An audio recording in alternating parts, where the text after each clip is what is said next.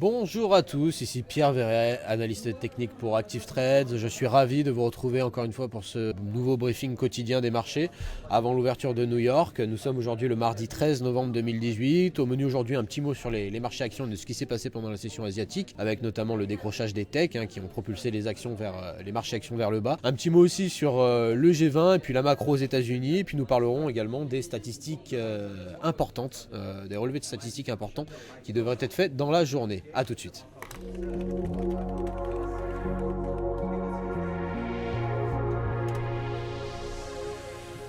Les marchés actions qui ont décroché cette nuit, en tout cas en Asie, on a pu voir du jour au lendemain l'indice MSCI Asia-Pacifique chuter de 1%, tandis que l'indice Nikkei 225 au Japon a clôturé quant à lui en baisse de 2,06%. Toutefois, en effaçant le plus gros des pertes provoquées par la chute des valeurs technologiques aux États-Unis en fin de session hier soir, notamment grâce à des espoirs de progrès sur le différend commercial opposant Xi Jinping et l'administration Trump. En Europe, situation un petit peu différente puisque l'indice Stoxx 600 était en hausse de 0,3% ce matin à l'open.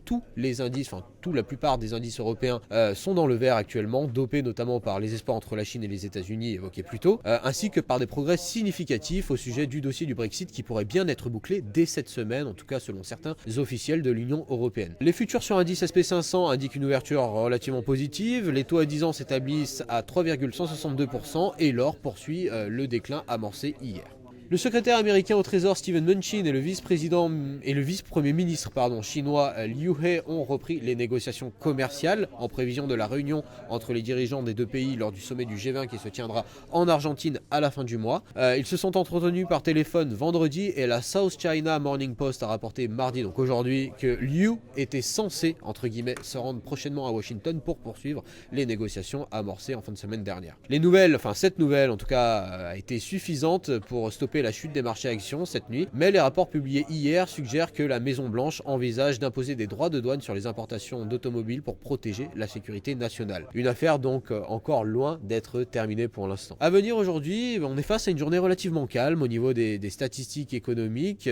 En octobre, on a le fameux NFIB, donc le fameux indice de l'optimisme des petites entreprises aux États-Unis qui est attendu à 19h aujourd'hui, et le relevé budgétaire mensuel qui devrait être publié une heure après, donc à 20h heure de Paris aujourd'hui. Nin Kashkari, président de la Fed de Minneapolis, Lael Brainard, gouverneur de la Fed, et Patrick Harker, président de la Fed de Philadelphie, doivent toutefois prendre la parole un peu plus tard dans la journée, ce qui pourra rapporter un peu de volatilité sur les paires en USD et sur certaines matières premières cotées en dollars bien évidemment. À cela s'ajoute Home Depot Incorporated, Aliment Tyson Incorporated qui devraient annoncer leurs résultats dans la journée. C'était tout pour moi, on se retrouve demain pour un nouveau briefing de mi-semaine cette fois-ci. On essaiera de faire un point un petit peu technique, regarder un petit peu les niveaux intéressants sur les principales classes d'actifs. D'ici là, je vous souhaite bon courage, bon trading et faites attention aux pics de la volatilité qui pourront être observés dès la fin de session européenne et la mi-session américaine, avec notamment les publications de résultats